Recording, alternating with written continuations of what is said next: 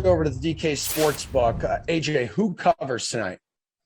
I think it's the Ravens. I think, -7's a big number here to get to, but I think they can. They've got the offensive tools.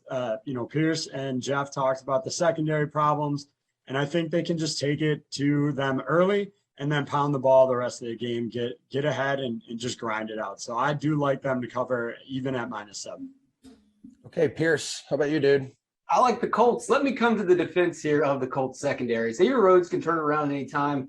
Rock Yassin has a solid PFF grade. And a lot of those stats that Geoff mentioned are inflated because they gave up a bunch of big plays in the first week to Seattle. They also had to face the LA Rams. The last 2 weeks they played easier competition than they're going to face tonight, and they performed pretty well. I mean, Derrick Henry only had 113 yards on him, so I mean that's pretty good when you hold him down to just close to 100. The defense in Indianapolis, I think, is pretty good. They deserve some credit here, and obviously Baltimore has a pretty good defense. I don't see a lot of points happening. I think Indianapolis will keep this close.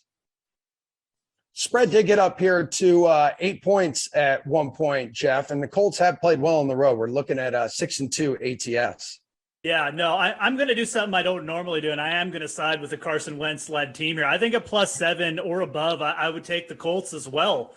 Pearce made some good points about the defense. Maybe they're not quite as bad. They're getting healthier back there, too. They've had some injury issues earlier in the year, but I'll give Frank Reich some respect. I mean, Frank Reich is a pretty solid head coach. They've got a solid D-line.